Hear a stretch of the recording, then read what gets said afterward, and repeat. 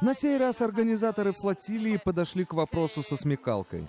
К берегам Газы было решено отправить только женщин. Мол, израильские военные не посмеют остановить их силой. Военно-морские силы ЦААля ждали судна еще в нейтральных водах. Израильтяне ответили не меньшим креативом. На перехват пропалестинского судна «Зайтуна» выдвинулся спецназ, также целиком состоящий из девушек.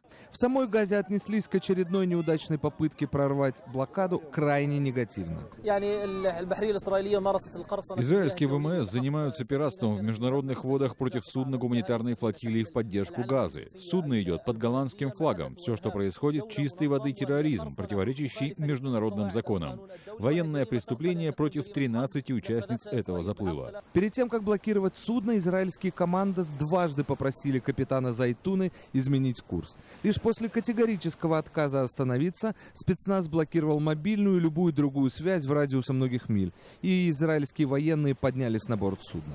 Активистки флотилии ранее заявляли, что не намерены сопротивляться израильским военным. В случае неудачи хотят побыстрее попасть на родину. Меня зовут Мадлен Хабиб. Я гражданка Австралии и капитан этого судна.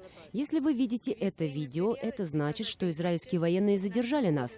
Я требую от австралийских властей немедленно подать вопрос о моей экстрадиции на родину. Именно так и произошло. Через несколько часов «Зайтуну» отконвоировали в порт Ашдода. Всех участниц флотилии ждет немедленная депортация из Израиля.